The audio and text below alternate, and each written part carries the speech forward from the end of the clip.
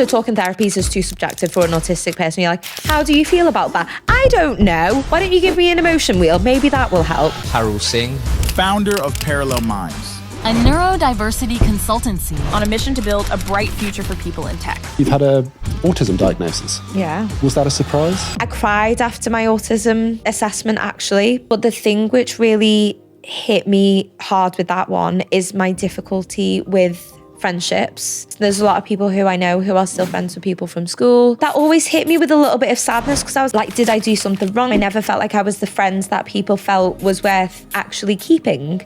I spend 95% of my waking time accommodating and adapting to the people around me and doing things like their way or saying things that they want to do and just really overthinking things. So if you're worried about people treating you like differently, are those your people? Now, my only genuine friendships have come after being open with my neurodivergence because they're with other neurodivergent people who just get it.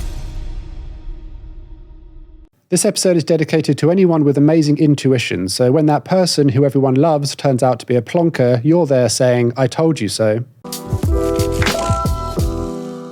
Just a gentle reminder that tapping the subscribe button helps us here at ADHD Chatter much more than you might realise. As our audience grows, it helps increase our chances of booking even more brilliant guests, full of amazing stories and helpful information. We're so proudly building a community here, and each and every one of our subscribers are valued members of our exclusive ADHD club. The more our community grows, the less we feel alone. So please subscribe. It will help us remind you that you're not broken, that you are and always were enough. Parul, thank you so much for coming back on the podcast. How have you been? I've been good, thank you, Alex. It's been just over a year and a bit. Whole world has changed, but you look exactly the same.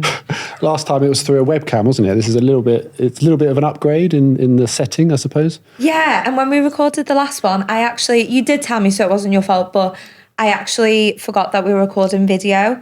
And I had my really big headphones on with the mic and stuff. And I look like I was like an air traffic controller or something. And I was like, this is a lot more aesthetic this time around, I think. Yeah, I do remember now. We covered quite a lot of fascinating stuff in the first episode. You've had a bit of a development since our last chat. Just a little one. Just a little one. It's interesting. I usually ask everyone the same question, which is, what's your earliest memory of feeling different? But considering the development, I'm going to start with another question. And that's, what's your earliest memory of feeling like you have ADHD? Probably high school, I think, because I was very quick to pick things up in primary school. So there wasn't really any indication of like academic impact, actually. And it was only in like secondary school when I was forced to do things like history and art and stuff like that. And I have nothing against those as subjects, but my God, teachers really know how to make them boring. So I hated them so much. Terrible school reports. We talked about that a lot, I think, in like the last podcast. So again, I won't sort of like actually like repeat it, but the indication started to be like the academic impact actually, because what was impacting me internally was then becoming like externalized. And I knew I was very smart. And, you get those like typical, probably most people on here have said a similar thing. Bright, doesn't apply themselves, has bags of potential. Like that's a universal ADHD school experience, I think. If there was like a snippet of your school report, what would that, if you could summarize it in the briefest way? Very good. Glowing reports for things like science and maths, because I love them and I didn't cause any trouble. But all the other ones were like, distracts herself, distracts others, doesn't do her homework, missing lessons, causing trouble, etc., etc. So it wasn't actually consistent, but that's ADHD, isn't it? Inconsistency. Do you remember feeling a sense of being different to other people at that age? I mean, I think I already felt and had experienced being different as somebody from like an ethnic minority already, because that's obviously like quite visible. You can't really hide it. But then feeling different because you maybe don't behave and interact with like the other children in like the same way. Like maybe you want to do different things during like the break times, or maybe you have like different interests, and then maybe you're just actually like a little bit weird. I think it's very hard to put your finger on like that feeling. And like quite sadly, I don't have a lot of memories of my like childhood, or probably even like pre-18, and I am like 28 for like reference, just in case. I know I've covered up my greys actually, but you know, it can be a bit hard to tell the age a little bit sometimes. So, you know, for the last 10 years, I probably remember a lot more, but prior to that, I don't remember a lot. And this is anecdotal because I can't remember the research, so don't quote me on it. But I know that like a lot of neurodivergent people have like very patchy memory of their childhood because of blanking it out sometimes, which is actually quite sad. It is very relatable. I mean, I have very patchy memories of my very early years. Are there any core memories that come to you if you think back? I think some of my core memories would probably be my mum having to put me on like basically a child harness in shopping centres, because she was like, but even at like an age where you probably shouldn't really need it anymore, because I would just run away. And I'd just be like, oh, what's this? Oh, we'll just knock the mic. I should probably remember that's there. Otherwise the sound's going to be terrible. So she'd have to put that on me so that like I actually wouldn't run away. And then getting older, going with her, and I would always make her go to like this, the arts and crafts shop, because I loved arts and crafts. Please don't ask me to draw anything, because I don't have a creative bone in my body. I'm very sciencey and very mathematical and very logical, but like I loved putting all the different things together, even if they didn't look good. And that was definitely a very like core memory. And I used to love like making cards for people. I think one of the other things which I remember is starting to learn piano, actually, which I've done for about 20 years now. So we had a music open day in the primary school where there's basically like the assembly hall, and they had like the teachers with all the different instruments, and you could go around and you could try them, and then you could say which one you wanted lessons with, and then you have that in like school time. And I went round and my mum said, which one like do you like? Because obviously, I really wanted to learn something, and I said the drums. She went, could you pick something a bit quieter and a bit more portable? That would be great. And I was like, obviously I was very cross, because I was like, want to learn the drums. It's something which I might do because I'm an adult and I've got grown-up money and I can buy drums if I want to. But so I ended up settling for the keyboards, because I was like, yes, I'll do that. And I just didn't realise like how amazing that was to actually have that opportunity to like do it, because we didn't have like lots of extra money like growing up, but you had to pay for the lessons. And it was one thing which I've probably done most consistently throughout my entire life pretty much. It's the one thing which I've always come back to. I find so much peace in music. I used to be able to play by ear, so I used to be able to listen to a song. It'd have to be a relatively straightforward like pop song, but I would be able to play it on like the piano. I did up to like grade 5, and I think that's something which, when your life is, like I said, so inconsistent and you don't really know who you are or like what you like or what you're actually good at, because there's so much change constantly. Like every season of my life is so different, but that's one thing which I've always had. What do you think it is about music that gives you that sense of calm? I think it's the sensory thing sometimes for me. Because when I'm very, very stressed, I need to actually do something, which is why I end up doing like household chores during breaks, during work, because it's the concept of actually like moving. I have a walking pad, which is basically a mini treadmill, which goes kind of under your like walking desk. And I used to do that throughout sort of like the work day. So it's the sense of actually moving your fingers, but like a nice sound comes out most of the time as well. So it's kind of a bit of a win-win situation. And because I've spent 20 years and like hundreds of thousands of hours into it, I would say I'm quite good. So I do get relative instant gratification, because again, that's the ADHD thing. I remember you did a post once about your graveyard of unfinished hobbies, actually. And reading through the comments on that post, I think I maybe added like some of like my own as well. And reading through that post and we were like, oh my God, I have not had a unique experience in my life ever, because a lot of us have the same experiences. So, you know, the reason why we have a lot of unfinished hobbies is because they are some of them are quite hard. They're a harder skill to learn. An instrument particularly is quite difficult. Obviously it depends if it's the harmonica or like the violin. But because we don't get that gratification, we tend to abandon it. So I also enjoy it because I'm very good at it. I can learn a song in a day.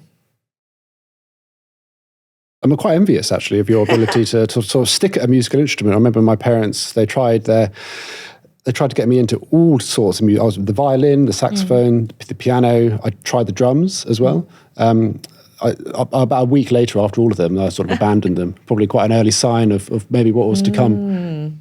But do you still have all those? Still got a saxophone gathering dust in the attic. Brilliant. Yeah. And a drum kit. Yeah, sort of all not put together, but it was a little. You were halfway to a band, really, Alex. So I think like you could definitely start Did one. you play the recorder? No, actually. No, that's the one I stuck at, actually. Yeah, I did 3 blind mice, and I thought I was the king of the world. I've seen videos on TikTok, actually. Do you know what? I love TikTok. When you go, somebody, and they were like playing the Piano Man by Billy Joel with a harmonica attached to their thing in a neck brace, playing the harmonica part. And I went, that's my next side quest. Gosh, that sounds That's like what I'm going to do next. What a So goal. you're going to see that on LinkedIn in a few weeks' time. It's going to be Parul playing The Piano Man by Billy Joel with a harmonica.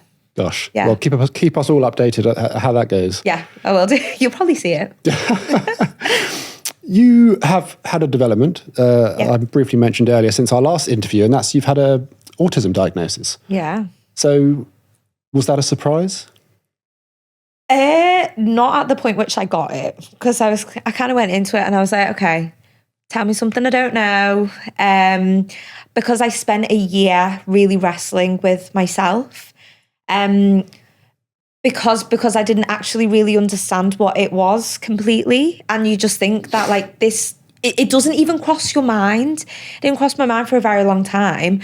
There were just over 3 years between my ADHD and my autism diagnosis, which is actually quite long, because some people, once they have one, sometimes it's the other way around. The other one comes a little, like, fairly quickly, but I didn't realize it until like 2 years later or something. So it was, completely different. Spanner in the works, but it answered a lot that was left. Actually, I had more questions after my ADHD diagnosis than I had answers, I feel. How did your parents take the news? Was there a difference between how they reacted to the ADHD diagnosis as opposed to how they reacted to the autism diagnosis? Yes, but not in the way that you might think, actually. So, which I know we'll go into like the family stuff in a little bit more detail, but my mum was actually in denial of my ADHD diagnosis on the part of the questionnaire which she had to fill in. She put 0 on everything. And I was like, why are you lying? I was very cross. I was like, this isn't right. I have all the evidence to prove that, like, I'm putting 0 on everything. I mean, it seems a little bit sus, but I think like she's tried to do her whole life. That was her way of trying to like protect me, because she didn't know what that would mean for me. It's a different cultural background. So I don't like present her. I'm very, very close to my mum is my best friend, right? But then like I talked to her about it, and I went through that in like the assessment.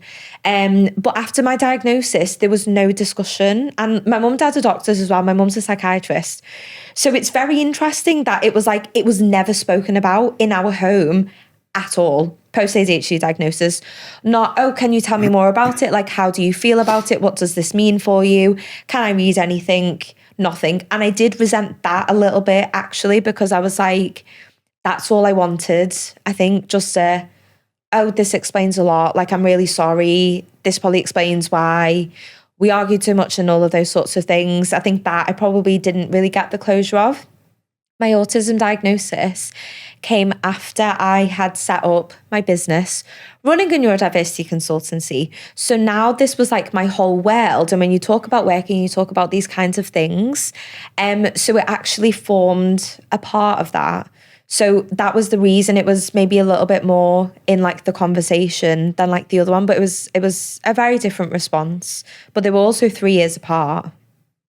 But why do you think the ADHD diagnosis wasn't spoken about much after you got your diagnosis? I think, so I'm originally from India, and neurodivergence is very stigmatized there. It's significant more than like it is here. And I think we do sometimes forget a little bit how, I don't want to say like how good we have it, because we do struggle. We still have a lot of work to do.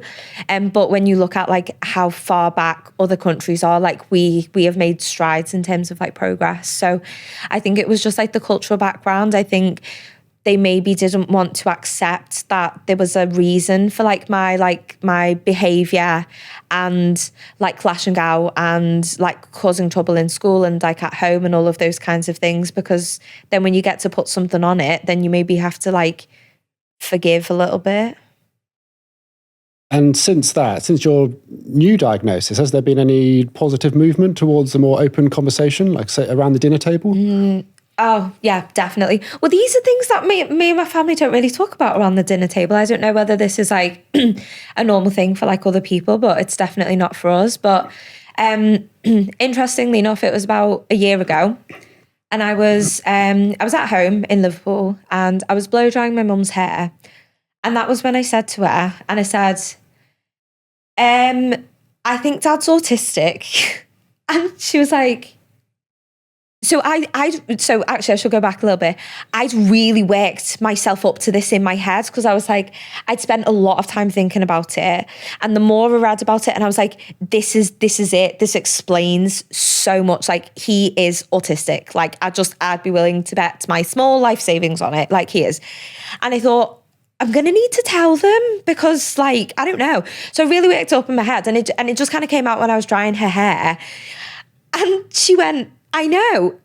And I was like, excuse me, what? And she went, well, like, what's the point in telling him now? You know, he's like in his early like 50s. Sorry, Dad, I've told everybody your age. But like, I think it's, I've not said the specific age, so please forgive me.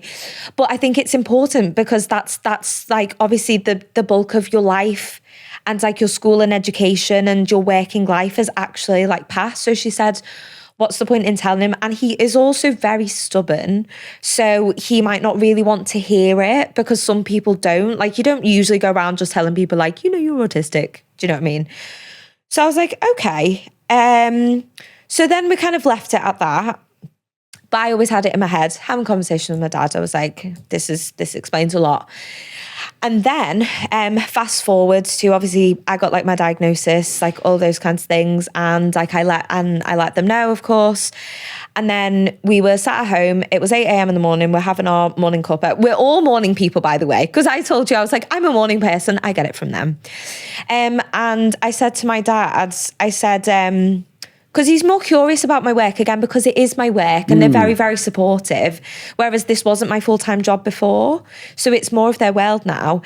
And I said, I think word for word, I said, you're autistic. And he went, and I could see him thinking a little bit. And I said, and then what I did to break it down for him and help him understand it a little bit is I said, so you know that time when blah, blah, blah, that's your sense of justice, actually.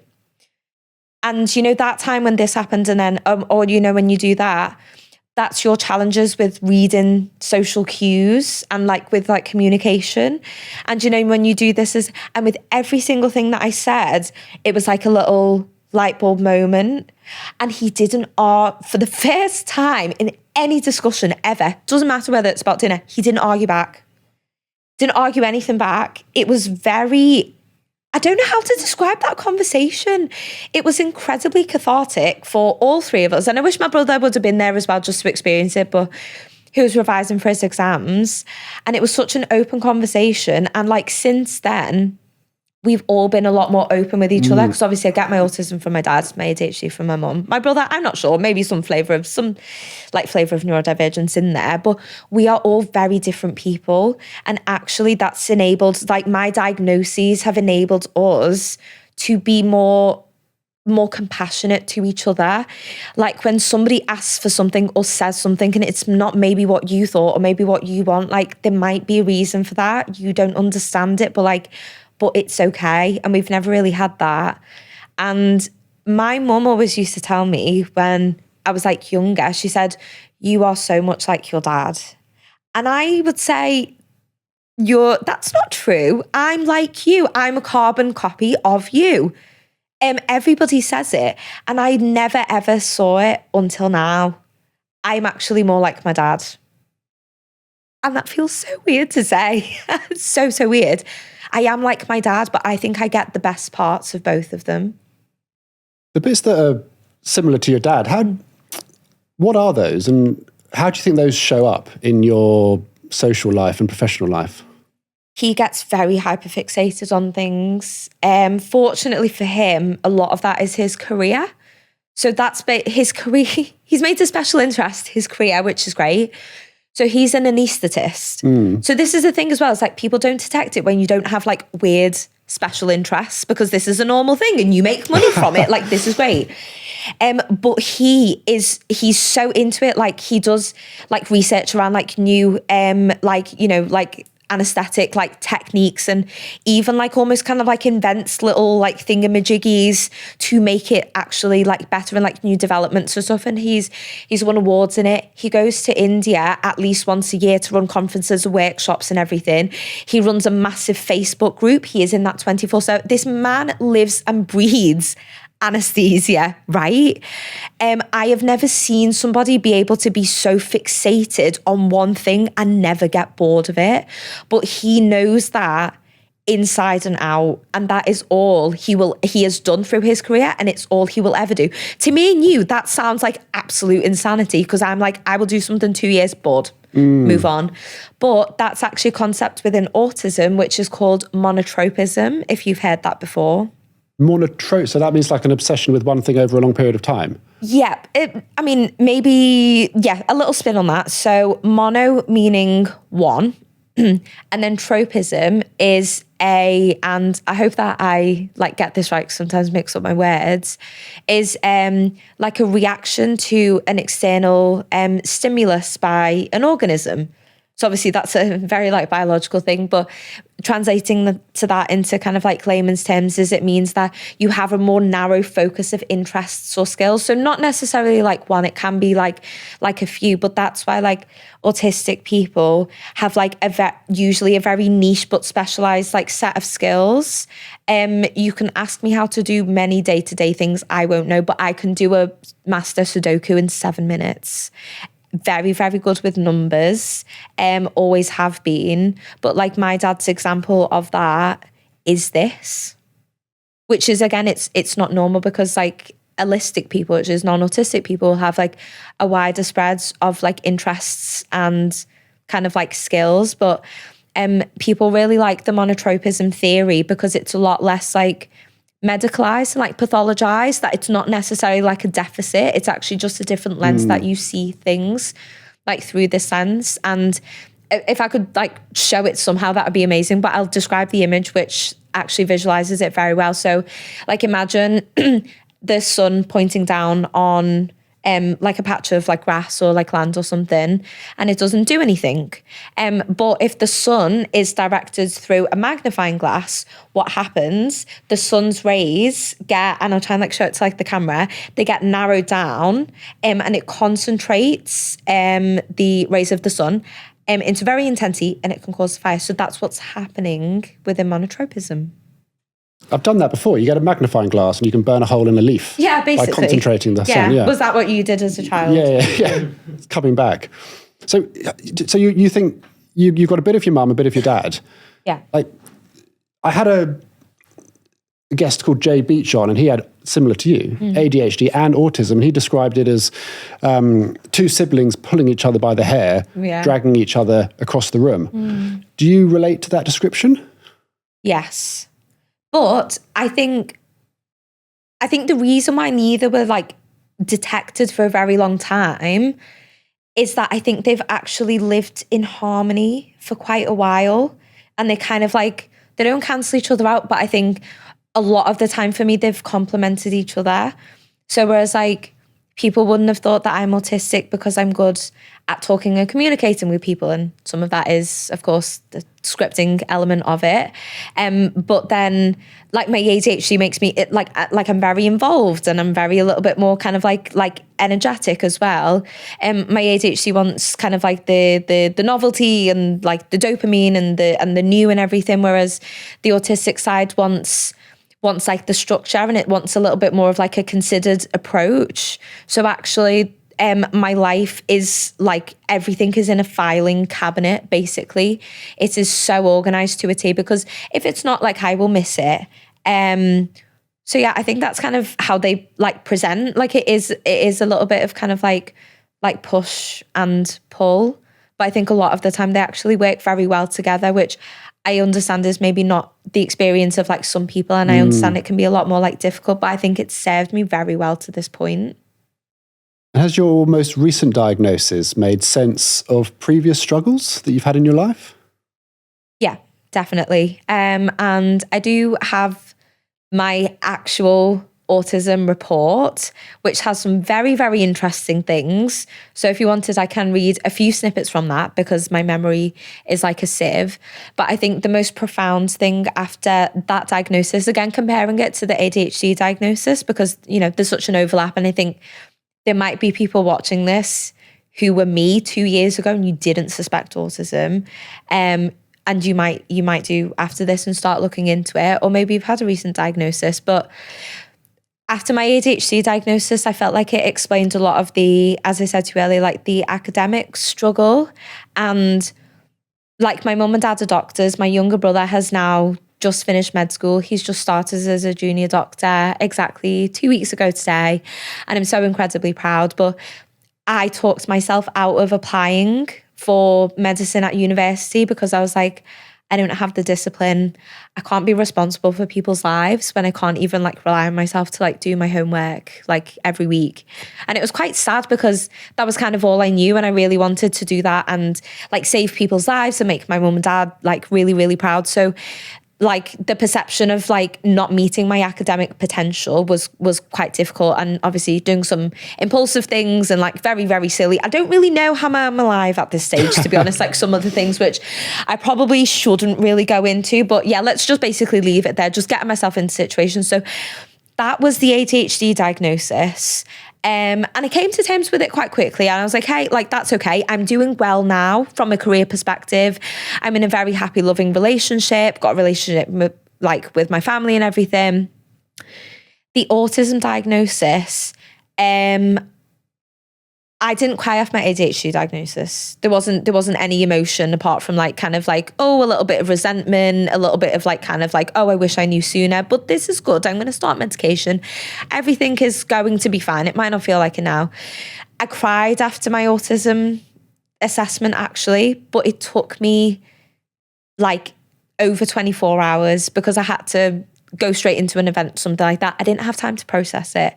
And the day afterwards, I was sat on the sofa, and I was like completely overcome with emotion.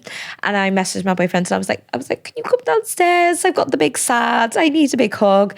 And he was trying to ask me what was wrong, and I couldn't verbalize it, which I'll talk about in a moment about emotions. But the thing which really hit me hard with that one is my difficulty with friendships and retaining friendships. There's a lot of people who I know who are still friends with people from school and people from like university. And it feels very vulnerable and embarrassing to say that like I barely have any contact with any of those people. At 28 years old, the majority of my friends are people that I've known for the last kind of like 3 years, which is not what the norm is. You see people's weddings. Oh my God, it's wedding season, isn't it? And they've got other people, and they're like, my best friend from like 5 years old. And I'm like, I don't even remember who that is. How do you still have all these friends? But that always hit me with a little bit of sadness, because I was like, I don't have those people. But like, did I do something wrong? Like some of them, like I fell out with, but some of them I just drifted away from. I never felt like I was the friend that people felt was worth actually keeping. And I had situations where I'd argued with my group of girlfriends on like holiday because I'd said something to somebody else, which genuinely meant to like comfort them. And it actually wasn't anything horrible. I won't say specifically what it was, but they took it completely the wrong way, and they all had to like really big argument with me, and I was like, oh my God. And also, I'm not that kind of person who actually says things which are just really mean, and I'm completely like unaware of it. I'm not that kind of person, and never really have been. But that really hurt, because I was like, I had no idea how that could have been like misconstrued like the wrong way, because I didn't think there was any other way to actually like read it. So actually that diagnosis hurt a lot more because it's impacted me. And when people have said that I'm like self-centered, that I'm really like controlling, that I'm very like demanding, all of those kinds of things, they're not because of my ADHD. I might have been called loud or erratic or overwhelming, or like difficult or whatever. But those are things that I can get over. The other things, they cut quite deep. I think it's very relatable, particularly the friendship issue with neurodivergence and maintaining friendships. Since your diagnosis, have you found your tribe? Have you found it easier to make and maintain friends? Yeah, because they're all neurodivergent. Like literally all of the people around me, whether they know it or not, or they found out like afterwards, like we just kind of like attract each other. But I think when you're at like a younger age, you don't actually really know.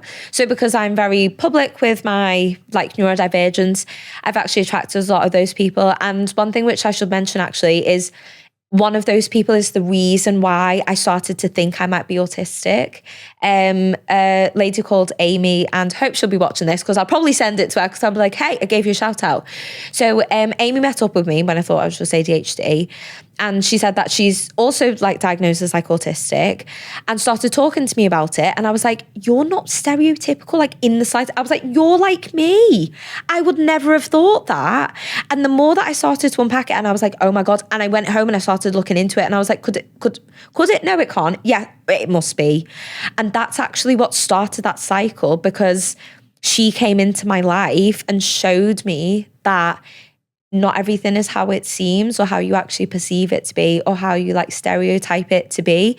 So I have a lot of people like her in my life. And do you know what? It's the best feeling ever, just knowing that you don't have to apologize for being yourself. Like I met my friend today because I've traveled from Manchester to London, and I was going to work in my friend's office, and it was going to be lunchtime, so we needed to grab some lunch. And I said to him, because he's got ADHD, and I said, if it's okay, because I'll have just come off a train and I'm really dysregulated usually. So if it's okay, can we grab lunch, either a wrap, eat it and walk, or can we take it into the office? Because I don't want to sit in a food place that is going to be really busy, because they'll be really super overwhelmed for like 6 hours straight. And because I was able to say that, but some people don't quite get that. They're like, why can't you just sit in the Shake Shack and eat your food like a normal person? Like a very normal thing to do. But like, firstly, I was able to say it. And secondly, like he just kind of like got it. So those people which I've like surrounded myself with, either I don't even have to explain it because like they just know, or I'm able to explain it and not feel guilty about having needs that are just often not met by like other people.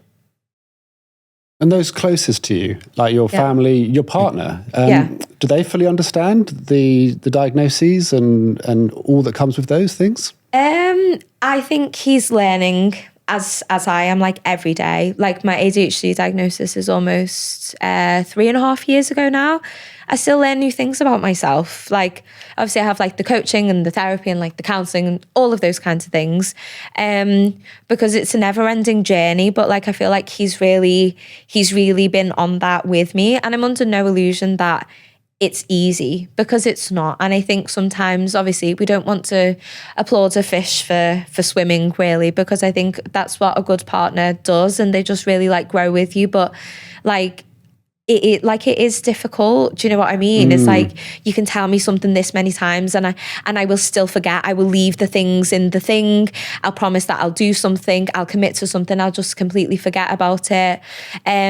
So I understand, like, and it can be tiring, but he knows, and he says that, like, it's worth it, like 10 times over, because you take that as, I think you really take it as like a package. So it's really cute because like we tag each other in like Instagram things, like TikTok videos and stuff like that. And like at the end of the day, sometimes we have like TikTok time, which I don't know if like anybody else actually does this. I think I might have seen a post, but instead of, because we tag each other in lots of things, it's like we'll just show each other the stuff which we've kind of like watched or saved and just kind of like scroll through it together in bed, which is really cute. So obviously for me, a lot of the time that's like neurodivergent stuff, because it's called the For You page for a reason. Mine is full of it.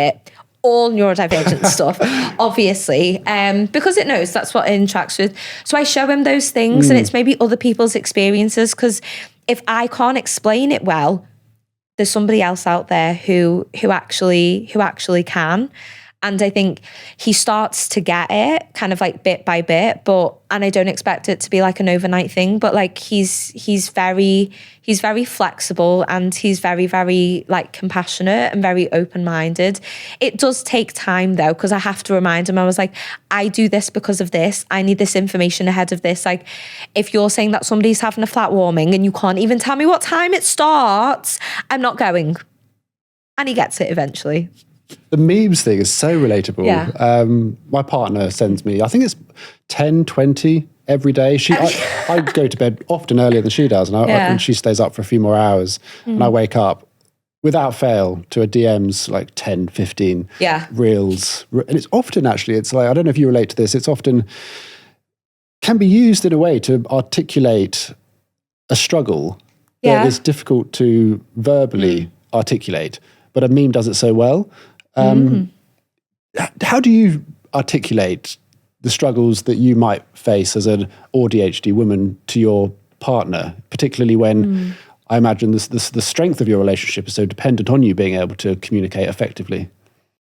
Which I struggle with. So with the verbalizing the emotions, that's actually very difficult. I forget the pronunciation. I think it's like alexithymia, something like that. Alexithymia. Yeah, that's it. I got that too. Yeah, exactly. Were you diagnosed with that? Well, it's often linked with, it's in my autism report actually. So I know sometimes, I think like can be like a separate diagnosis. Yeah. I don't know if it's in the DSM-5 actually. A few units. I don't think it is. The psychologist who diagnosed me said that she diagnosed me with it. She didn't really say too much about it, but I've since spoken. It's an inability to recognise and to understand your own emotions. Your own emotions, yeah, absolutely. The reason I say that as well is that there's a lot of things which are not covered in the DSM-5. So I wasn't asking that to basically say that if it's not in the DSM-5, it's not real, and because it absolutely is, because there's a lot of things which actually just aren't in there, which need to be accounted for, really. But you know, it gets updated, hence the 5. So hopefully I have a 6 coming. But with that, and in my autism report specifically, it does say that I struggle to identify emotions beyond good, bad, and maybe neutral. So I can only identify an emotion often if it has like a physical reaction to it. So what happens when you're happy? You smile. Give us a smile. Show us your happy face. There we go. There's Alex's happy face. If you're angry, you feel your face go warm and you feel your heart rate go up, because that's a physiological reaction to your like anger, you know, et cetera. Beyond that, I don't know what's actually going on. So you can imagine the frustration when I bring something up, or like I'm annoyed at something, or like I'm acting weird, right? We live together, we're very in tune with each other, so we know something's wrong, but I can't say what it is, and he thinks I'm being difficult, and he thinks I'm being like, oh, well, if I just pretend everything is fine, or like, oh, I don't really know, and you know, and that's so frustrating for him, and I get it, because he's like, I know something's wrong, and you told me something's wrong, but you can't tell me, or you're refusing to tell, or you know, and you're not going to tell me. So then that kind of, you know, we reach that sort of point where we're like, what do we do now? Like, do we just leave it? We're obviously like, this is all a little bit up in the air. Do we just crack on with like the evening? And then now knowing that I have that difficulty, I just say that I know I'm frustrated. I don't quite know what's going on. We just maybe need to take a step back for a little bit. I'm just going to go and do something. I'll go somewhere else we live in a flat. It's not huge. So I'll just figure out and I'll just do something else. So just crack on with it. I'm not annoyed and we'll pick this back up once I can figure it out. I've even tried to use like a really extensive emotion wheel. It's stuck in my journal actually.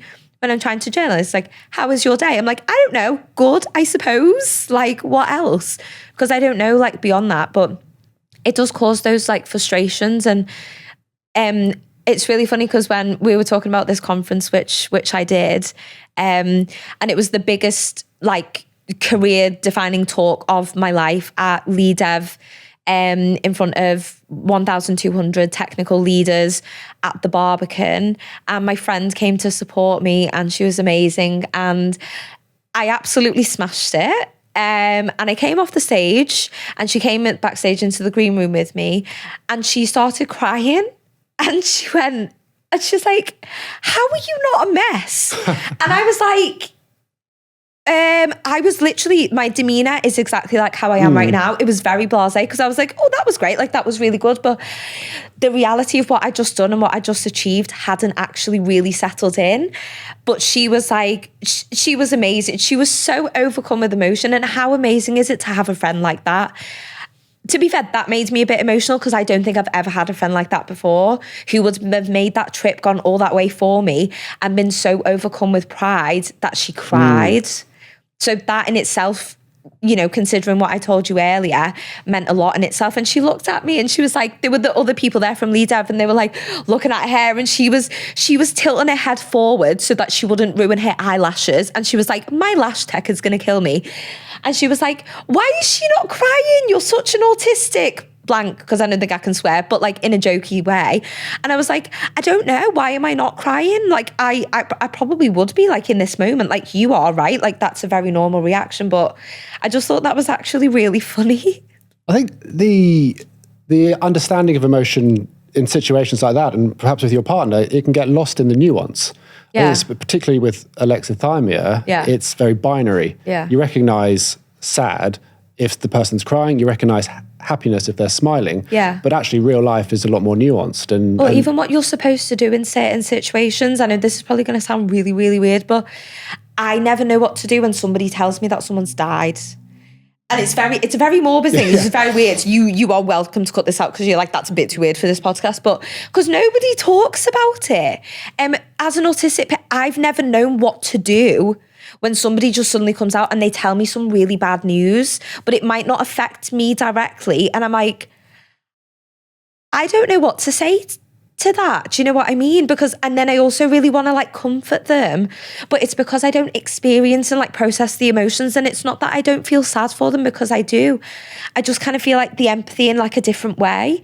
If it's somebody that's close to me, I would say like, I would go into problem solver mode for them actually. Cause I'm like, I go, right, so this person's grieving. That means that they're probably not looking after themselves, or maybe they've taken time off work, or maybe they need help with something. So maybe I can offer to bring them around some food. Maybe I can offer to look after like their dog. And I go into that. That's my way of showing them that you're having a really hard time. I care about you. But for some people, that might be a very weird way of expressing like empathy. But that's my way of like caring for people. Do you think that's just a different kind of act of service? It's a different way of showing empathy. Yeah. Actually, on acts of service, there's a term that I learned. I think this will probably apply to like ADHD and autistic people, is pebbling. Have you heard of it? No, I think so. Tell me again. But I think it's quite funny that you're holding. You're basically. Is it actually stone? It's a little thumb stone. Yeah. Can I hold it? Should we swap fidget toys? Let's go for it. Yeah. Let's do that actually. So. What do you think? It's a smooth. I'm not going to say I know what it's made of. Do you like it? Yeah. This one's quite clickety clackety, I used to collect rocks. Yeah. That should have been the first sign, really. I collected things. At this point, how does nobody know that I was autistic? And I still do. Because that's the stereotypical one, isn't it? I used to paint Warhammer. I had like every single piece of Warhammer. Oh, wow. I used to sit in my room, I remember after school, and I was rubbish. Absolutely terrible at painting them, but I used to love just sitting there with a lamp and painting them every night. listening to Eminem. To look into after this. Yeah. I'm afraid to say maybe. I'm not going to dive. Might have to change the name of the podcast to AuDHD. Change to AuDHD chatter. Yeah. No, so what was I saying about the rock? You were going to describe pebbling? Oh, pebbling. Yeah. That was it. I got distracted by the fidget, so I'm really enjoying this actually. Mine is a little bit noisy and I thought the mic might pick it up. So I'm going to keep this now if that's okay. Yes, it's yours, yeah. Yeah, you can keep that one actually. Oh, thank you very your much. little memento. Yeah, so pebbling, so you're talking about acts of service. So this is just the lovely thing is every week you learn something new and I'm like, there's a word for this, like this is crazy. So pebbling is like an autistic love language where you might give a physical thing to somebody, but it can also be giving like pieces of information and you're like, oh, I saw this and I thought you might like it. Or like, I know that one time 3 years ago, you said that you like Mexican food.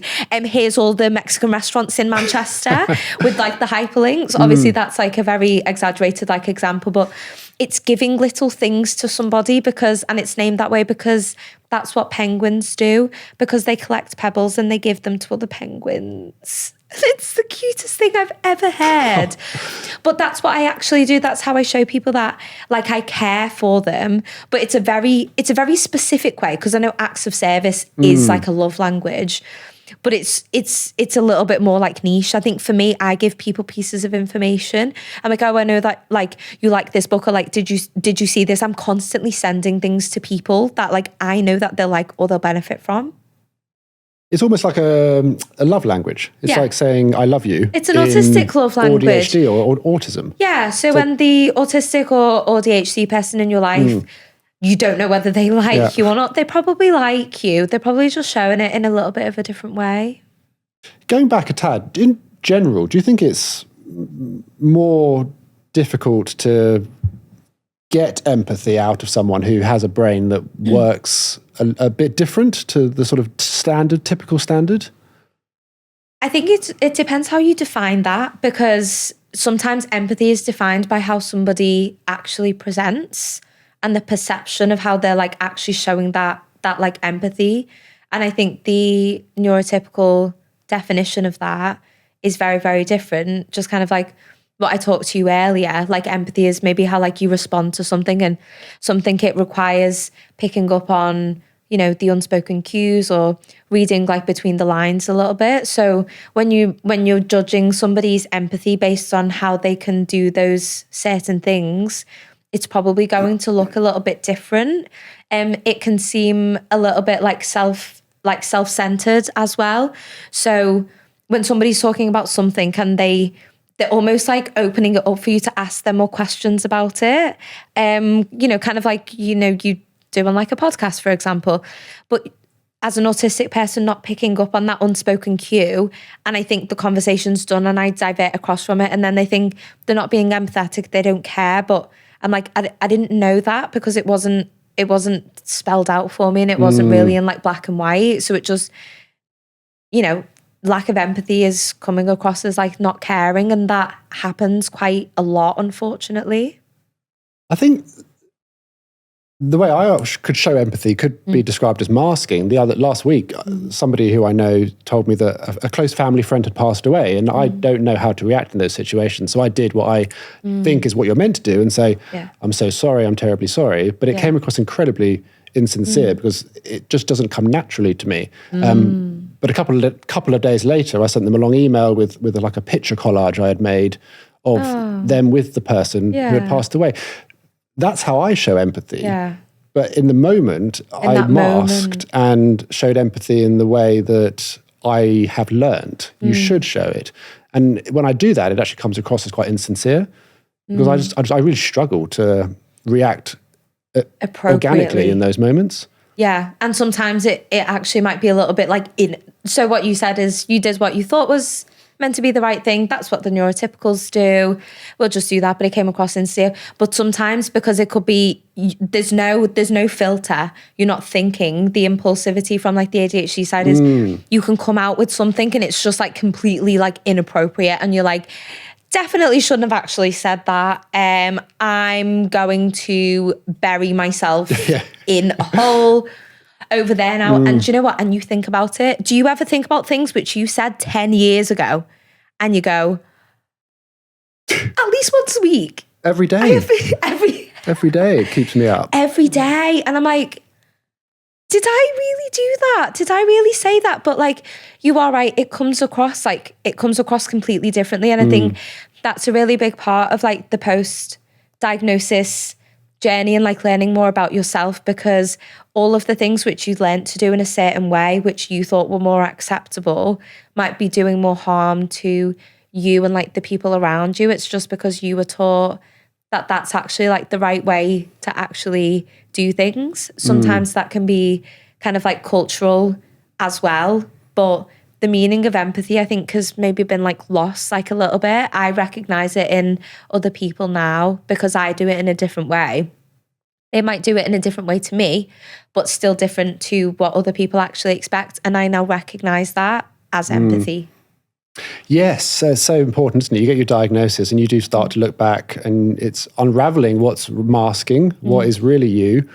And where does Stockholm Syndrome come into all of this? Stockholm Syndrome. Stockholm Syndrome. Yeah. Because I suppose, can you explain what Stockholm Syndrome is, firstly? Isn't that the one that people have with the kidnappers? It's being accustomed and almost not wanting to leave a situation even after you've been set free. Ooh. Is that correct? But if you explain it with the metaphor of basically like a kidnapper, because that's what happens to people. So when people are kidnapped, they develop Stockholm Syndrome, and they start to think that they're not the bad person, even to the extent they start to think that they are like the good person. So if we use that as like a metaphor for like the ADHD and like the autism kind of like post like diagnosis, you become so attached to the masking because it's allowed your survival for so long. And you can't unlearn it like overnight. Like a diagnosis doesn't, like, you don't wake up the day afterwards and you're like, the mask is gone, I am free, this is amazing. You're so attached to that version of you sometimes because you don't know what the other version is. And that's, I think, what I also felt very difficult after both diagnoses is the loss of identity, because what the person that I had become until 25 or 28 was basically like, you know, like those like little patchwork blankets, which they have all different pieces of fabric sewn together. Is that what you call them, patchwork blanket?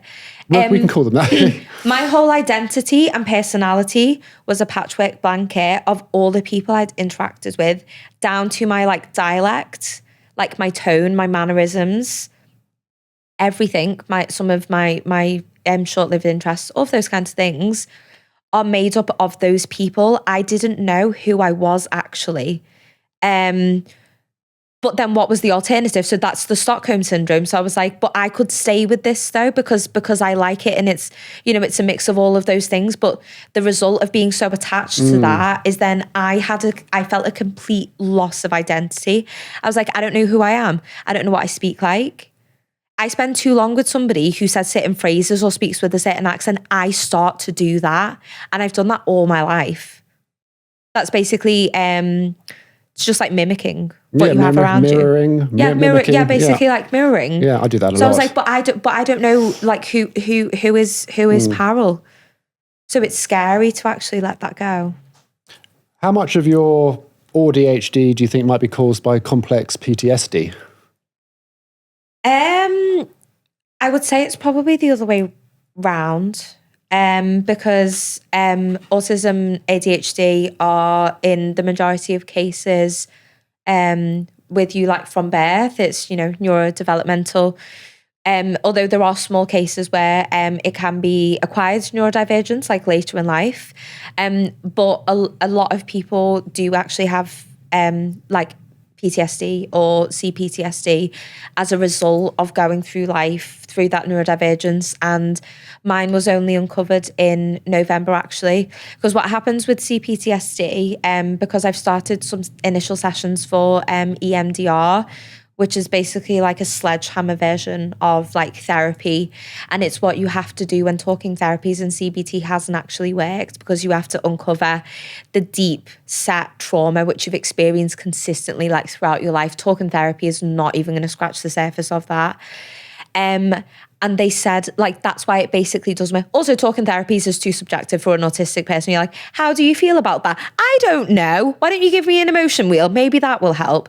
So it actually does me. So all of those experiences which I've actually like encountered, and like not actually having like a safe space or any like consistency or friendships that I could like rely on. Like, and there's a lot of things which again, I won't go into for this. I'm going to save it for the therapy. That's all compounded, and it all came out after a trigger that I experienced in like November.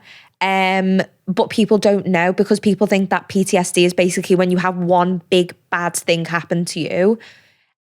And that's what it is. But this is actually not the case. So like, you know, there might be people who might be like watching this, might be like, could it be that? But I actually had all of the signs, and I only knew when I started doing I started having some very scary, vivid dreams. And I started, I actually woke up one morning, my boyfriend had gone away, and I think he's like my safety blanket. So the first night when he went away, the next morning I actually woke up with a bruise on my wrist. And I hadn't hit myself, I hadn't hit like, you know, knocked it on anything, because I tend to remember I also have darker skin, so I don't bruise easily, and I don't wear my watch when I sleep. And I thought, that's really weird. And I actually worked out I'd done it to myself in my sleep, and the only way that could have happened is I'd flung my arm so far back and hard into the wooden top part of my headboard, because that was the only way that it could have happened. Another night, I woke up on my side in the fetal position, clutching my water bottle, and it was all like seeping out of it. Because it has like a lid and like a straw, it doesn't really like close. And I only woke up because I was like, oh my God, what's happening? And I was like, this is a little bit worrying, like it's not normal. So I spoke to my GP, and it's quite scary accepting that that's kind of actually like the reality, that like I actually have trauma, and it's very, very serious. But again, if like anybody is watching this and you think that, but it wasn't that bad. It wasn't that bad, and it was a really long time ago, and like I'm over it. You know, obviously there's always, you know, bigger things that happen to people and things that are actually like worse, but it took me getting to that point to actually accept that something was very, very wrong, and the prevalence is really high actually. I want to find out what's underneath this cloth. I'm fascinated to find out what your ADHD item is, or in this case, perhaps autistic item as well, or maybe both. It's underneath this cloth. Okay.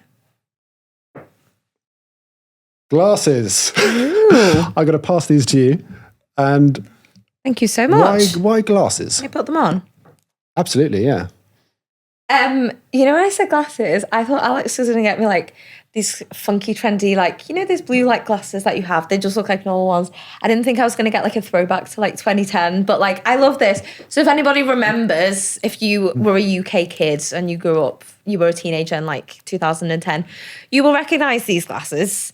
It's a very specific nostalgia.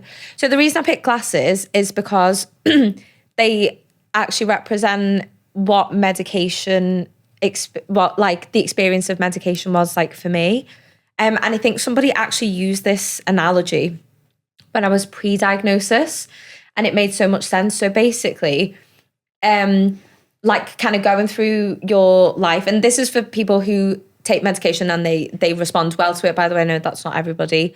But like in my case, I was going through life not knowing that my eyesight wasn't actually quite right. So it was like maybe a little bit off. Obviously not to the point that I couldn't maybe read, but I'd maybe like, there's a YouTube sign there. So maybe I'd have to squint a little bit just to actually like read it. But I thought everybody had to do that. And like, that was like completely normal. And it was only upon going for like an eye test and realizing that like, oh, my eyesight's a little bit off and I just need glasses. And then you put the glasses on for like the first time and you go like, well, this is very funny because all I can see his lines. But, you know, you put the glasses on and you're like, this is how I was supposed to see the whole time. And nobody told me. And that's actually what it feels like, because it's so slightly off that you maybe didn't actually detect it. I actually told this to my boyfriend and I said, what do you think the glasses represent for me? And he said, because you lose them all the time. And I went, okay, because I've gone through 3 pairs of glasses in the last 5 years. Only 3? So the first one, I rolled over them while I was asleep and I broke them and I thought it's too much effort. The other ones I left on holiday, and the other ones I think I lost them while I was like moving. So that's what he thought it was. So it's a very, very different interpretation really, isn't it? But that actually has representation for him of my ADHD too. That's a lovely analogy. Nice, I think it's a great visual representation. And I have something for you as well. This is my version of Pebbling. Oh, wow. And I've got the colours on it. Oh, that's so kind. So you don't actually have to wear it because I don't know if it's the right size. Oh, it actually says ADHD chatter on it. Wow. Parul, thank you so much. You're That's so incredible. welcome. And I just made sure that I had like the black and the green colours on it. So a close up of that. You can either wear it or you can put it on the little shelf. Do you want me to put it on for you, actually? Yeah, this is go where for it's it. not the right sure. size. But yeah, hopefully that fits. There we go. Oh, well, thank you so much. And I've got It's your little incredibly branded kind. bracelet. That's so cool. Show it to the camera. Yeah. Thank you, Parul. Appreciate You're that. so welcome. We'll Thank put you the so glasses much. on the ADHD item shelf for the rest of time. I love this. And we'll find a place for them later. They're looking pretty good there. Thank you so much. I want to do the washing machine of woes quickly. Okay. My ADHD item is a washing machine. Okay. Because for me, it represents my biggest woe, which is memory The loss. washing. Do you leave your washing in the machine? Yeah, and then you have to wash it again because it smells weird all the time. Good to know I'm not alone. Yeah. I ask my community every week to send me their biggest woes, and I put them in the washing machine of woes. Yeah. Genius name. I've been diagnosed with ADHD since childhood, and lately, due to TikTok, I'm starting to think I might be autistic too, but I'm too afraid to get a diagnosis because I feel like people might exclude me if I'm seen as autistic. Do you think they will? Well, my question is, are they excluding you already? Because a lot of the time, it might not have the label on it, but when people know that you're different but don't quite know why, and if they are treating you differently, like they might not do, like you might be absolutely fine, but if they are treating you differently anyway, it wouldn't necessarily change it, because this is the issue with people saying that, oh, I don't want a label, but like you already have a label, you have several. You are weird, you are difficult, you are overwhelming, you are not very nice, you are self-centered, you are controlling. The difference is that label is then something else. So if you're worried about people treating you like differently, I understand that, but maybe think about how are they maybe treating you now? Because all it will maybe do is give a little bit of like an explanation.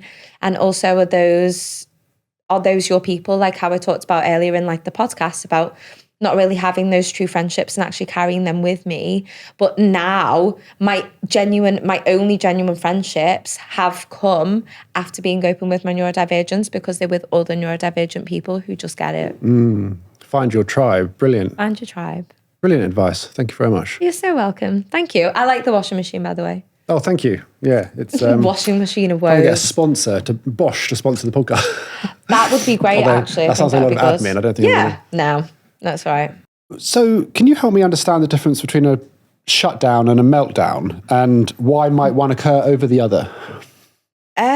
Okay, so this again is something which I had learned relatively recently. So a meltdown, people might have maybe like seen one, or they've kind of like stereotypically very, very like angry, maybe like throwing things, maybe actually like hitting yourself, repetitive movements, etc., banging your head like against a wall. Not everybody who has a meltdown actually experiences or exhibits it in that kind of way. So it's your nervous system's basically having like it's going into like overdrive. So it could be like external like stimuli. It could be like something like changes, but you react to it like disproportionately to what people think you should actually like react to it. So it's all very like externalized, obviously shouting, physical, etc., etc. A shutdown is the opposite. It's just a complete shutdown. It's a blank. You might even have like a little bit of like a memory blank. You can't process anything. You can't say anything, or even when you might be able to speak. So this is why sometimes they're not detected, right? Because for people who are very verbal like me, which you'll know when you try to edit this podcast down, I can manage to get some words out, but it's very, very hard. It's like drawing blood from a stone. So they are kind of very different like reactions to things in sort of a very, very different way. They're very difficult because sometimes you don't really know when they're actually going to happen. And again, if I experience a shutdown during an argument with my boyfriend and he's like, it appears to be, if you Google stonewalling in like arguments, that's basically what like a shutdown is. So again, and people say that constant stonewalling, and this is why sometimes like autistic behaviors can be, and I say this very carefully, sometimes can be misinterpreted as abusive. Because if somebody is constantly stonewalling, but then they're actually having a shutdown and they have no option but to freeze you out because they are frozen, they don't have any control over that. And this is the importance of being diagnosed, because I can say to him, like, if I can get it across, like, I'm having a complete shutdown, I can't talk to you about this right now. Or even if I can't, he will understand it. But without a diagnosis, it looks like stonewalling. Just quickly, stonewalling. Is that the right word? I think so. Yeah, it's just shutting somebody out. It's basically like when you have an argument with somebody and like maybe you're losing or you're not happy with how it's going, you would go, oh, fine, just leave it then. Storm off, like just completely ignore them and like shut them out. But that's the difference, is that's very intentional. Like, you know, you're doing it. And how has like a meltdown or a shutdown, have you got any examples of how that's impacted your everyday life? Oh, I've got one fun example, actually, which I've been saving for this podcast, actually. So I was like, it's an ADHD chatter special. So a couple of months ago, we're due to go on holiday towards the end of June. And if anybody from Manchester around there remembers, Manchester Airport had a massive power cut, which basically completely shut down two of like the terminals. So we got there 6 a.m. I thought, brilliant. We've got time for our flight. I've got everything. This is all good. Got into the terminal. Havoc. I've never seen anything like it. And that's saying something for Manchester Airport, because that is, I think all 3 terminals are in the top 5 worst for the UK. I'm like, how have you managed that? So I was like, what's going on? So yeah, then that's when I found out about the power cut. Massive like delay in the flight. We're just sat there waiting, because they won't even let us go to bag drop in security because we don't know what's going on. Eventually got called to go through, sat in the lounge. Everything's fine. We're just about 3 hours delayed. Then we go to the gate. And I overheard some people sat down talking, and this information I got from other people, and I heard something. I said, excuse me, did you just say that no hold luggage is going with the flights? And she said, yeah, they only told us at the gate. I went, nobody's told me this. I'm finding it out from you. Are you kidding me? And I looked at my boyfriend and went, oh my God, this is not good. So I got up and I spoke to the people on the gate thingy, and I was like, can you... what's going on here? Like, I started freaking out and I was like, okay, this is not good. And I was like, okay, what choice do I have at this point? Because they were like, you can either get on the plane or you can't. But I was like, am I going to get a refund? Can I change it? Like, this isn't fair. Why are no bags were going with any flights that day because of it? But they decided not to tell anybody, which is just classic Manchester Airport fashion.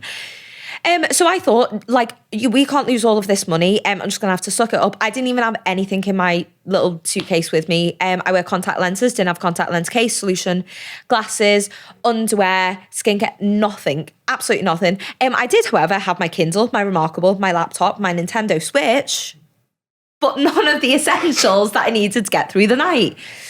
So anyway, so we got on the plane and I thought, okay, it's fine, we'll go there, buy stuff. Then the panic set in that we're actually 3 hours delayed. So by the time we land in Turkey, everything's going to be shut. I don't know what's on there. So we all sat, we had the very front 2 seats, possibly the best seats I've ever had on a plane, really. And I realised that, like, everything started going through my head, like the logic, and I was like, okay, but what if this happens and that happens? And my brain started going into complete overdrive. So it wasn't a panic attack, it was a meltdown, and like everything in like my like body, and I was literally like, and I was like this, and I had to get off. I had to get off the plane. So I got off the plane because I thought I'm going to be sat on that for 4 hours and 15 minutes and I'm going to want to open up that emergency exit and jump straight off it. If you trap me on that plane for that long, knowing I'm going to go to my destination without my luggage, no. So I made the decision to get off the plane, but I couldn't speak at all because I was like, completely dysregulated, and I had to sit down with my AirPods in, and I did breathing exercises for a full 5 to 7 minutes while my poor boyfriend spoke to the people. So I got off that plane without knowing what the consequences would be, whether we were going to get a refund. So massive shout out to TUI, because they were very, very empathetic and they gave us a full refund. So we came out, we took our bags, we went home after 8 hours of trying to leave this cursed country. We came back home, rebooked to go 2 days later. But I think in another life, well, pre-diagnosis life, I wouldn't have got off that plane because I wouldn't have recognised my feelings. I would have put it down to, you're being dramatic, you're being difficult, other people are doing it, why can't you just do it? But I actually knew the magnitude of the problem. Had I got on that plane, they didn't tell us how long the bags were going to take to get us to us. They didn't say how much compensation we'd get. I don't know if I could take my contact lenses out when I actually landed. And all of those factors actually put together just created a horrible mess of things. And I am so glad I got off that plane. Do you know what? Even if they hadn't have refunded us, turns out I would have been without my luggage for 3 out of the 7 days. And they would have given us £100 or £150 for it, which in Turkey doesn't actually go very far. It's very expensive now, actually. But that was my first experience of a meltdown. And I realised my life, I've probably been suppressing them the whole time. It wasn't, I said, I don't think I've ever experienced one. I said, well, you did now. Any other horror flight stories since then, or has everything been smooth? It's been smooth. It's been smooth, yeah. Since then, I went to Prague with my family and it was honestly absolutely fine. So, do you know what? Like, you just really, you couldn't make it up. It was just such a learning experience. Travel is difficult. I think we talked about it last time in like general, but I think I was so grateful to myself in that moment because like I spend 95% of my waking time accommodating and adapting to the people around me and doing things like their way or saying things that they want to do and just really overthinking things. But the 5% of the time where I don't or I can't, I'm often punished for it. But this was the first time in my life I didn't and I couldn't think about anything else.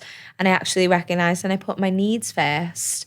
And I'm so glad that I did it. And it's something that I will continue to do for myself moving forward. I hope I don't have to get off any more planes. But if I have to, that's what I'm going to do.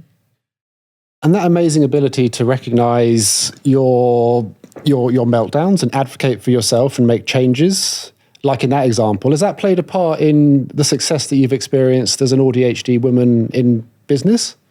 Yeah, I think so. I think when I work with my clients, I'm quite like transparent about my needs. I actually do have a bit of it's called like a working with me manual of me. You might have heard of a user manual, whatever, like people call it different things. You often actually use them in the workplace to explain how you prefer to communicate, how you like to take feedback, how you like to collaborate on projects, like what you're driven by, blah, blah, blah, blah, blah. But nobody thinks that you can use them as somebody who runs a business, because I interact with people all the time. But my problem is that I no longer just interact with the same 15 people within my team. I now interact with so many different people. And to be able to advocate for your needs requires that kind of trust and building like rapport. So in my manual of me, I basically say things like, if you could avoid asking me very important things or asking me for stuff on like LinkedIn because I might miss it, like please email me. I really struggle with meetings which are longer than like an hour, and like how I like to receive information. Please don't bury key information in a block of text because I will miss it. Please put it on bullet points or bold. If an email is urgent, please tell me if it's urgent, etc., etc. So actually, I still do those things now, even though I'm not doing it to like colleagues that like I work with, and I found different ways to actually like advocate for myself. And it's like very freeing. And what you find is I always say to people that like, these are my needs, but like, I would really like for you to tell me if you have needs. So it's not me just saying it's my way or the highway. It kind of opens up that conversation for people to say, oh, do you know what? Actually, I really like to do things this way. I'm like, brilliant. Thank you for letting me know. Does your ADHD ever mask your autism or vice versa? Yeah, all the time. I think it dominates a little bit. It's very chaotic. A day that autism wins, what does that look like? Oh, it's heaven. It's heaven. I have colour-coded my diary. I've actually probably planned it the night before. And I know when I'm having breakfast and when I'm going to the gym. I know what outfit I'm wearing. I know what exercises I'm doing in the gym. I know what lunch I'm eating. I know when my chill time is. I know when the laundry is going in. I know who's cooking dinner. I know who's washing up. Everything is planned to a T. And it might sound very excessive, but that's actually my day, my idea of an ideal day, actually. That sounds like hell to some people.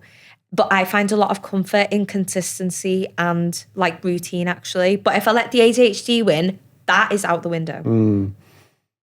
What's your relationship like with alcohol? And what's the journey been like there over the years? Yeah, I think we touched on this a little bit in like the last one. So that's adds to the interest in development, is that I talked about the fact that obviously the alcohol, like the addictive like nature and like the bars and stuff like that. Because didn't I specifically say the noisy bars? That's not an ADHD thing. How did I not know? There's a breadcrumb trail of There's clues. a breadcrumb trail. I have left it. The crumbs are all the way there. Interesting. Yeah. So what I think happens, which I drank a lot, like when I was like younger. I'm like sober curious now. I don't drink very much at all, but I do it like, occasions, have a bit of fun, but it's not all the time. The sensory overload and the needing alcohol to almost seem normal to people. That's the autistic side. The ADHD side is the dopamine. So I'm like, oh, drink, dopamine. More drinks, dopamine. Shots, why not? And it just kind of escalates from there. So like the impulsivity and like hyperactive nature. So the autism is making me want to drink and the ADHD is making me drink more and more and more till I black out. Yeah, hugely relatable. Hugely relatable. We could do a whole episode on alcohol, I think. Getting towards the end now, that was very autistic, wasn't it? Yes. It's just showing through. We're getting quite near the end now. You've got a lot to think about. Yeah. Maybe we'll come back in 6 months and I'll be telling you about... That would be great. There's a new scenario segment I want to run by you. And this is the first time I've done this, so it could go horribly wrong or it could go quite well. We'll see. The aliens have landed and we've allowed them to live here with us on Earth, but they have to fit in and therefore have to choose a type of human brain that they want to experience the world through. You have been chosen and put in charge of neurodivergent people. Oh, God help them. And have to get the alien to choose to have a neurodivergent mind. What's your pitch? Ooh, so we're going to tell them how to like behave so that the alien can like blend in with people. You have to sell the neurodivergent mind to the alien who's undecided whether to be a neurodivergent or neurotypical. Oh, that's really easy. So when neurotypical people say that neurodivergent people or autistic people are like really confusing and like hard to understand. But when we say we're fine, we're actually fine. When neurotypical people say they're fine, there's 47 different meanings to that. So take your pick. Do you want to be confusing or do you want to be straightforward? Sold. That's my pitch. Hammer goes down. Yeah. There we go. I didn't even have to think about that. That was immediate. Like when I say something, I mean it. I'm really tired of trying to decipher people like, what do you mean you were annoyed? What do you mean that you were upset with me? What do you mean that was actually supposed to be rude? What have you got all the aliens who are like, oh, that sounds good, I'll be neurodivergent, but there's one at the back who's unconvinced. What would you say to that person? Why would you want to fit in with everybody else? So if you think this is neurodivergent and you think it's different and it's all separate, then why is that such a bad thing? I don't think we're actually in like the minority. I think my theory is that we will actually exceed the neurotypicals. We will take over the world one day. But like, why would you want to be what people call normal? Because all the most brilliant people that I know are so far from that. They're on a different planet. Pardon the pun, because it's aliens. Mic drop. That's it, right? End that on a solid note. Sold. I think they're all going to be neurodivergent and maybe they'll take over planet Earth. I love that. Yeah. A bit of a closing tradition on the podcast, Parul, and that's I ask all my guests what's the most impulsive thing they've ever done. How long have you got? I have a lot of things. I think mine's probably just like impulsive, like purchases. Classic. Because sometimes because like in my last like full-time job, I actually had like a very reasonable disposable income, fortunately. So which meant I had like no constraints. I don't have a kid, I don't have mortgages and all that nonsense which grown-ups have to deal with. So I was like, oh, this is my money. I can spend it on like whatever I like. So yeah, I think, but I don't regret it. I bought my walking pad because I was like, do you know what? I've seen it on TikTok, straight in my basket, 300 odd pounds, like gone. But I actually use it every day. So like the impulse is not that bad. That's not me telling people to do impulsive things, by the way. Disclaimer, I have no legal responsibility for what you do on that basis. On a scale of 1 to 10, how would you say, are you responsible with money? Well, I am now. Got to be. We're in cost of living crisis, Alex. Yeah. What's the last impulsive thing you bought? A car on a 4-year finance. Because I just needed a new car and I left the lease too late. So I had a week to sort one out. So I ended up with a really nice white A-class Mercedes on a 4-year lease, which I definitely don't need. I don't regret it though. She's cute. Amazing. God, I bought a car on lease when I was 18, which was the biggest financial mistake I've ever made, I think. But I've learned a valuable lesson from it, and that's don't buy a car you can't afford. Yeah, that's a good point, to be fair. I mean, to be fair, it wasn't actually that expensive. No. No. This has been fascinating. Thank you so much. Sorry we've gone over so much. No, it's been brilliant. I've really enjoyed it. Thank you so much for having me back. And it feels completely I feel like a different person being here, but it also feels like completely different, actually sat here in person as well. I think you've obviously nailed the branding. I have a lot of questions about these things, but maybe I pick up on it next time. Yeah, no, we can go through them. Really? Amazing. Thank you so much. That's great. Thank you so much for having me.